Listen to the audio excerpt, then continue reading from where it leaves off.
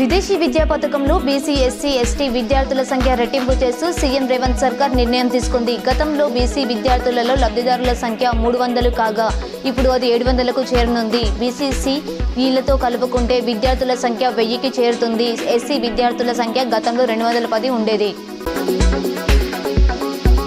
ఇందల్వాయి మండలం లింగాపూర్లో దుర్గాదేవి నవరాత్రుల సమయంలో భారీ చోరీ జరిగింది. గ్రామానికి చెందిన అపర్ణ పూజ కార్యక్రమానికి వెళ్లిన సమయంలో ఇంట్లో చొరబడి 8 తులాల బంగారం, 25 తులాల వెండిని దొంగలు అపహరించారు. సోమవారం బాధితురాలు సిపి సాయి చైతన్య ప్రజావాణిలో దరఖాస్తు చేసుకున్నారు. అమెరికా అధ్యక్షుడు ట్రంప్ వల్లే భారత్-పాక్ యుద్ధం ఆగిందని Gaza piece సమ్మిట్లో Pak PM Sharif పేర్కొన్నారు. ట్రంప్ లక్షల మంది ప్రాణాలను కాపాడారు. దక్షిణాసియా, మిడిల్ ఈస్ట్లో శాంతిని నెలకొల్పారు. ఇండియా, పాక్ 2 న్యూక్లియర్ దేశాలు. ట్రంప్ ఆయన టీం జోక్యం చేసుకోకపోతే యుద్ధం ఏ స్థాయిలో వెళ్లదో ఎవరు ఊహించలేకపోయే వాళ్ళమని చెప్పుకొచ్చారు.